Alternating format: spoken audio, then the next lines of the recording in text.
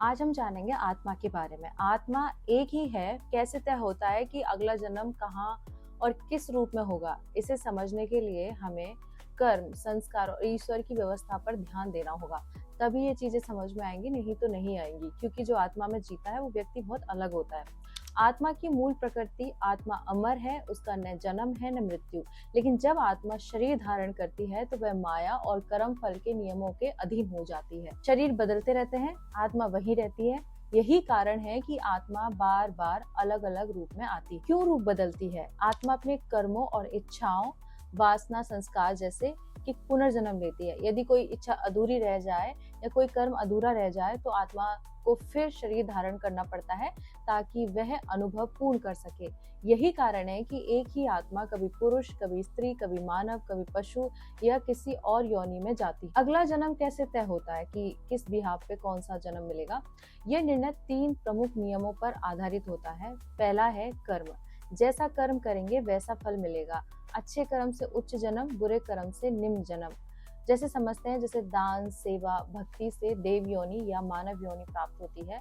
हिंसा, पाप से पशु या अधम योनि प्राप्त होती है। समय पर आत्मा के अंतर मन में जो गहरी वासना और संस्कार होते हैं, उसी के अनुसार नया शरीर मिलता है। जैसे किसी संगीत की गहरी चाह हो तो अगला जन्म ऐसा होगा जहाँ वह कला सहजता से प्राप्त होगी। तीसरा है देवी व्यवस्था। भगवान की माया भी इस चक्र को नियंत्रित करती है।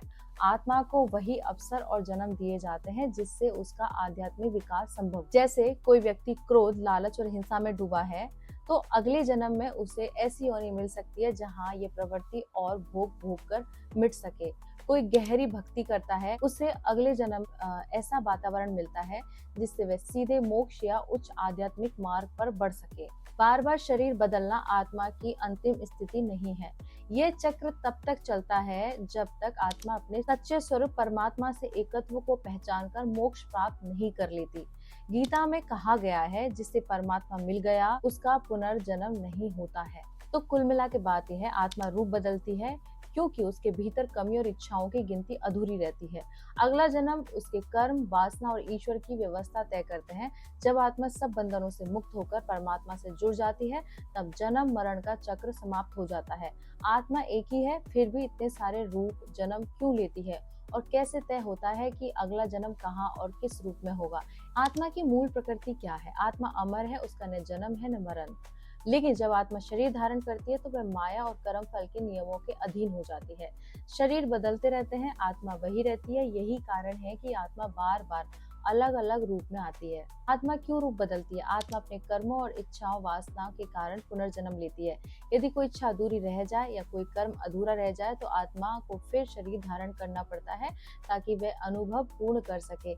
यही कारण है कि एक ही आत्मा कभी पुरुष, कभी स्त्री, कभी मानव, कभी पशु या किसी योनि में जाती है। आत्मा रूप बदलती है क्योंकि उसके भीतर कर्मों और इच्छाओं की गिनती अधूरी रहती है।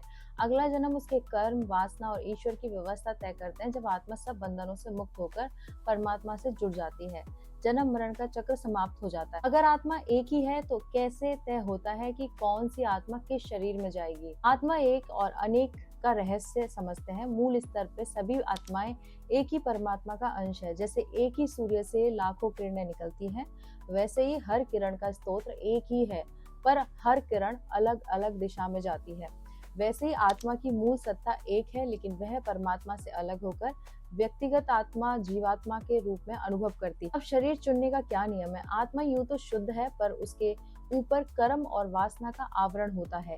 यही आवरण तय करता है कि किस आत्मा को कौन सा शरीर मिलेगा। कर्म का हिसाब क्या है? हर आत्मा के अपने कर्मों का रिकॉर्ड होता है। ये एक अदृश्य बीज की तरह होता है। जैसे हार्ड डिस्क में छोटी सी चिप होती है ना, वैसे जिस आत्मा के भीतर जैसा बीज बोया गया है वैसा ही जन्म मिलेगा। वासनाएं और इच्छा, आत्मा में जो तीव्र इच्छा या अधूरी चाह छिपी होती है, उसी से अगला शरीर तय होता है। जैसे किसी आत्मा को भोजन और इंद्रिय भोग की तीव्र चाह है तो वह पशु योनियों में जा सकता है। उसके बाद प्रकृति और देव व्यवस्था क्या होती है? ईश्वर की माया और सृष्टि का कॉस्मिक सिस्टम, जैसे ब्रह्मांडीय कंप्यूटर, हर आत्मा के कर्म फल और वासना के अनुसार उचित शरीर असाइन करता है। गीता में कहा है, प्रकृति आत्मा के कर्म अनुसार उसे शरीर प्रदान करती। किस आत्मा को कौन सा शरीर मिलेगा? यह एक मिलान प्रक्रिया है। ब्रह्मांड की व्यवस्था हर जन्म के समय देखती है कि कौन सा गर्भ, कौन से माता पिता, कौन सा वातावरण उस आत्मा के कर्म और वासनाओं के अनुसार सही होगा, उसी अनुसार आत्मा को वहां भेजा जाता है। एक परीक्षा में आपने जैसा लिखा वैसा ही रिजल्ट आता है, वैसे ही आत्मा के कर्म फलों का परिणाम जन्म के रूप में प्रकट होता है। क्यों लगता है कि आत्मा एक है? क्योंकि आत्मा का मूल तत्व चैतन्य प्रकाश सबका एक ही है। फर्क इसलिए दिखता है क्योंकि हर आत्मा ने अलग अलग कर्म और इच्छाएं इकट्ठा की हुई हैं। यही व्यक्तिगत पहचान बनाती है कि कौन सी आत्मा कौन से शरीर में जाएगी। इसको मैं तरीके से समझाती हूँ। आत्मा का मूल एक है, पर उसकी व्यक्तिगत यात्रा उसके कर्म और वासनाओं से अलग अलग होती है। अगला शरीर उसे उसी कॉस्मिक नियम के अनुसार मिलता है। आत्मा तो शुद्ध, अमर और अकुलुषित है। फिर सवाल उठता है कि अगर शरीर कर्म करता है तो दंड फल आत्मा को क्यों मिलता है? आत्मा और शरीर का संबंध समझाती हूँ। शरीर अकेला कुछ कर नहीं सकता, उसमें चेतना नहीं होती। चेतना आत्मा से आती है, लेकिन आत्मा साक्षी है, वह कर्म नहीं करती। कर्म होता है मन, बुद्धि, अहंकार के स्तर पे। शरीर को अब आत्मा में मानकर उससे जुड़ जाती है, तब कर्म का हिसाब आत्मा पर आरोपित हो जाता है। क्यों आत्मा को दंड फल भोगना पड़ता है? आत्मा शुद्ध है, पर जब वह देह और अहंकार को ग्रहण कर लेती है तो वही उसके कर्मों की जिम्मेदारी बन जाती है।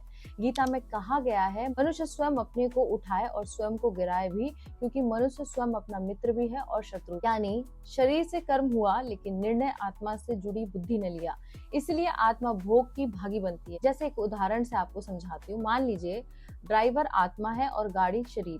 गाड़ी खुद नहीं चल सकती, ड्राइवर चलाता है। अगर गलत मोड़ लिया, दुर्घटना हो गई, जिम्मेदारी किसकी होगी? गाड़ी की नहीं, बल्कि ड्राइवर की। वैसे ही शरीर केवल साधन है, कर्म का निर्णय आत्मा से जुड़ी बुद्धि अहंकार करता है, इसीलिए फल आत्मा पर बन जाता है। आत्मा को असली मुक्ति कब मिलती है? जब आत्मा समझ लेती है कि मैं न शरीर हूँ, न मैं मन हूँ, न बुद्धि हूँ, तब वह साक्षी भाव में रहती है। तब कर्म होते हैं, लेकिन आत्मा पर चिपकते नहीं। यही अवस्था जन्म मरण से मुक्ति मतलब मोक्ष है। गीता में भगवान कृष्ण कहते हैं, जो व्यक्ति जानता है कि वह आत्मा है, कर्म करने पर भी वास्तव में कुछ नहीं। आत्मा शुद्ध है, लेकिन जब तक वह शरीर मन से जुड़कर मैं का भाव रखती है, तब तक कर्मों का फल आत्मा पर लगता है। जब आत्मा अपने सच्चे स्वरूप को पहचान लेती है, तब कर्म होते हुए भी उसे बंधन या दंड नहीं मिलता। तो यही तो असली साधना का सार है कि इंसान ऐसा कैसे जिए कि कर्म होते रहे, पर आत्मा पर उनके बंधन मतलब फल न चिपके और अंत में आत्मा और परमात्मा में मिल जाए। समझ का परिवर्तन मतलब ज्ञान। सबसे पहले ये दृढ़ समझ बैठानी होगी कि मैं शरीर नहीं हूँ, मैं आत्मा हूँ, शुद्ध, अजर, अमर। शरीर और मन केवल साधन, इंस्ट्रूमेंट है, असली में आत्मा है। गीता 2:20 में लिखा है कि आत्मा का न जन्म है न मृत्यु है। रोज रोज खुद को यह याद दिलाना एक अभ्यास। कर्म करते हुए आसक्ति छोड़ना कर्मयोग कहता है। कर्म तो करना ही है, पर फल की आसक्ति मत रखो। जो मिलेगा उसे ईश्वर का प्रसाद मानो। गीता 2:47 में लिखा हुआ है कि तेरा अधिकार केवल कर्म करने में है, फल पर नहीं। इससे कर्म आत्मा को बांधते। भक्ति और समर्पण मतलब भक्ति योग की ओर से हर काम को ईश्वर को अर्पित करो। खाना खाओ तो प्रसाद समझकर, काम करो तो भगवान की सेवा समझकर। गीता 9:27 में लिखा है, जो कुछ तू करता है, खाता है, यज्ञ करता है, दान देता है, तब कहता है सब मुझे अर्पण कर। जब कर्म भगवान का हो गया तो आत्मा पर उसका बंधन नहीं रहता। साक्षी भाव में जीना, ध्यान योग। अपने मन, भावनाएं, शरीर को देखो जैसे कोई गवाह मतलब विटनेस देखता है। गुस्सा मेरे मन में है, मैं आत्मा अलग हूँ। दुख आए तो देखो दुख शरीर और मन को है, मैं शुद्ध आत्मा हूँ। और जब भी किसी पे गुस्सा आए तो उस पे गुस्सा निकालने के बजाय बैठ जाओ, ध्यान करो और अपने विकारों को खत्म करो। यह अभ्यास धीरे धीरे आत्मा और शरीर के फर्क को स्पष्ट करता है। साधना और अभ्यास में आप जप कर सकते हो, रोज ओम नमः शिवाय का जाप, या फिर ओम का उच्चारण कर सकते हो, या फिर जिस इष्ट देवता का नाम हो उसका जाप कर सकते हो। ध्यान करना बहुत जरूरी है। रोज कुछ समय बैठकर श्वास और मैं आत्मा हूँ पर ध्यान करो, और सत्संग जैसे अच्छे विचार, संतों की संगति में रहो, शास्त्रों का अध्ययन करो। तो ध्यान सबसे उत्तम है, सबसे सरल मार्ग है। जब भी आप सोएं तो अपनी श्वासों पर ध्यान दें। अंदर सांस लो तो सो बोले, और बाहर छोड़े तो हम बोले तो सो हम। सोते वक्त सांस पे ध्यान देना है और बस सो हम बोलना है। इतना ही आपको करना है। धीरे धीरे अब आपके अंदर के विकार धीरे धीरे खत्म होना शुरू करेंगे। जीवन में अपनाने योग्य सरल सूत्र क्या है? कर्म करो पर आसक्ति मत रखो। सब भगवान को अर्पित करो। हर सुख दुख को प्रसाद मानो। अपने को आत्मा समझो, शरीर नहीं। प्रेम और सेवा को अपना धर्म बनाओ। इंसान को ऐसा जीना चाहिए कि कर्म उसके लिए बोझ न बने। जब हम कर्म करते हैं पर फल की आसक्ति छोड़ देते हैं और उन्हें ईश्वर को अर्पित करते हैं, तब आत्मा पर कोई बंधन नहीं लगता। धीरे धीरे आत्मा अपने शुद्ध स्वरूप में टिक जाती है और अंत में भगवान से मिल जाती है। अब मैं आपको एक चीज और बताऊंगी जिसमें आप जान सकते हैं। न्यूमरोलॉजी के हिसाब से मैं आपको बताऊंगी कि आत्मा, कर्म, बुद्धि, भक्त, पुण्य के संबंध, जिस डेट ऑफ बर्थ में हम जन्म लेते हैं, ये पुराने कर्मों में जो आत्मा ने कर्म किए हैं उसके हिसाब से आपको जन्म मिलता है। जिस डेट पे आपको जन्म मिलता है वो किसी न किसी ग्रह नक्षत्र से संबंध रखते हैं और वो आपको क्या बताते हैं कि अब आपको इस जीवन में क्या करना है, क्या नहीं करना है, और ये भी बताता है कि आप किस चीज को साथ में लेकर आए हैं। सबसे पहले जानते हैं जिन लोगों का जन्म 3, 5, 7 तारीख को हुआ है, वे संख्या उस आत्मा की इस जन्म में प्रमुख ऊर्जा, स्वभाव और जीवन का मार्ग दिखाती है। हर अंक किसी ग्रह और ऊर्जा से जुड़ा होता है, जैसे एक सूर्य जैसे नेतृत्व और आत्मविश्वास का प्रतीक है। दूसरा है चंद्र, संवेदनशीलता और भावनात्मक रूप से इसको बताते हैं। तीसरा है गुरु, बृहस्पति, इसमें ज्ञान, धर्म, मुक्ति का मार्ग होता है। सातवां है केतु, आध्यात्म, वैराग्य, रहस्य को समेटे हुआ है। तो ऐसे ही बाकी अंकों के बारे में मैं बताऊंगी आगे की वीडियो में। ये अंक कैसे, अब ये बताती हूँ अंक तय कैसे होते हैं। जन्म की तिथि केवल संयोग नहीं है, कर्म फल का नियम। आत्मा जिस कर्म और संस्कार के साथ अगले जन्म के लिए तैयार होती है, उसी के अनुसार समय और परिस्थिति तय होते हैं। देवीय व्यवस्था, ब्रह्मांड की कॉस्मिक ऊर्जा और ग्रह नक्षत्र उसी पल का चयन करते हैं जो आत्मा की यात्रा मतलब लेसन के लिए उपयुक्त होते हैं। जिस अंक पर आप जन्म, वह अपने कर्मों, पुण्य और आत्मा की सीख के आधार पर चुना गया क्षण होता है। अंक और आत्मा का रिश्ता क्या है? शरीर तो केवल माध्यम है। जन्म की तिथि आत्मा के इस जीव के पार्ट मतलब लेसन और दिशा ओरिएंटेशन को दिखाती है। अगर आत्मा ने पिछले जन्मों में पुण्य और भक्ति अधिक की है तो वह ऐसे अंक पर जन्मेगी जो आध्यात्मिक और ज्ञान का मार्ग खोलता है, जैसे 3, 7 और 9। उसके बाद अगर आत्मा को कर्म और भोग का अनुभव पूरा करना है तो वह 4, 5, 8 जैसे अंकों पर जन्म ले सकती है, जिनमें भौतिकता और संघर्ष के संकेत है।